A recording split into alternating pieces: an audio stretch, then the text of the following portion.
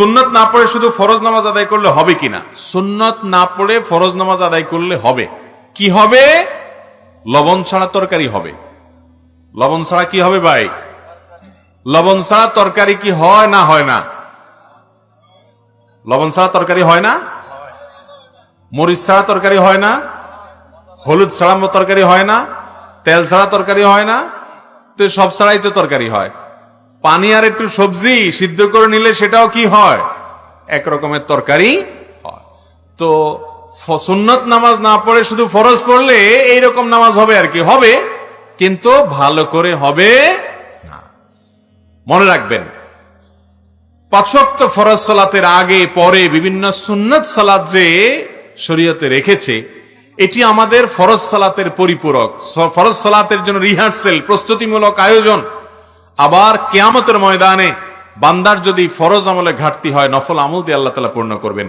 ৫ ওয়াক্ত সালাতের আগে পরে সুন্নত সালাতগুলো এত গুরুত্বপূর্ণ সুন্নত যে আমাদের নবীজি সাল্লাল্লাহু আলাইহি সাল্লাম এগুলো কখনো ছাড়তেন না। এটা সাধারণ নফল নামাজ না, অনেকে পড়ে না।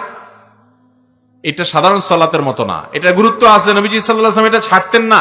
একবার যোহরের আগের 4 রাকাত সুন্নত মেহমান আসার কারণে বা কোনো একটা কারণে এঙ্গেজ হয়ে তিনি পড়তে পারেন নাই, তো পরে সেটা তিনি পড়েছেন। তার মানে এই সুন্নতগুলোকে তিনি সাধারণত বিনা কারণে একান্ত নিরুপায় হওয়া ছাড়তেন না। আপনার কখনো অসুবিধা, আপনি সফরে আছেন, তখন আপনি সুন্নত পড়লেন না, কিংবা আপনি এমন কোন কাজে আছেন যে সুন্নত পড়ার টাইম নেই, তো আপনি শুধু ফরজটা পড়লেন, ইনশাআল্লাহ ওয়াক্তের ফরজ আদায় হবে।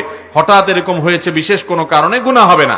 কিন্তু আপনি নিয়মিত এরকম করেন, অভ্যাস বানায় নিছেন, তাহলে আপনার ফরজের দায়মুক্ত আপনি হয়ে গেলেন, ওয়াক্তের ফরজ আদায় হয়ে যাবে, কিন্তু আপনার সালাতটা ওই লবণ ছাড়া তরকারির মতো, ওই ওয়াক্তের সালাতটা অপূর্ণাঙ্গতা থেকে গেল, সুন্নত হলো না, সুন্নত ছাড়া হলো। অতএব ৫ ওয়াক্ত ফরজ সালাতের আগে পরে সুন্নতগুলো পড়ার চেষ্টা করতে, কিন্তু আবার এরকম যেন না হয় যে সুন্নত পড়ার সময় নাই এই জন্য আমি নামাজই পড়বো না।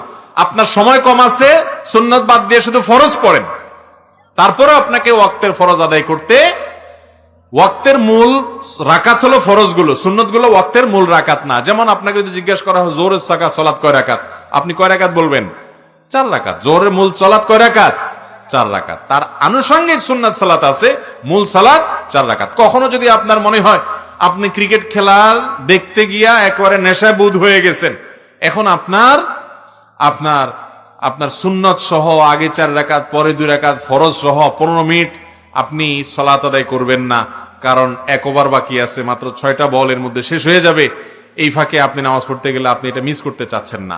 ঈমান যদি এত দুর্বল হয়, এই ফাসিকি চিন্তা ভাবনা যদি আপনার উপরে ভর করে, তাহলে কমপক্ষে 4 রাকাত ফরজ হলেও আপনি জামাতের সাথে পড়ে চলে যান, তারপরেও আপনি সুন্নত সহ পুরো প্যাকেজ পড়তে পারবো না, এই কারণে সালাতই পড়লেন না বা জামাতই তরক করলেন, এটা কখনো জায়েজ হতে পারে না। তাহলে খোলাসা কথা হলো, সুন্নত সালাত পড়ার চেষ্টা করতে হবে। কোনো বিশেষ কারণে কখনো বাদ গেল সেটা ভিন্ন কথা।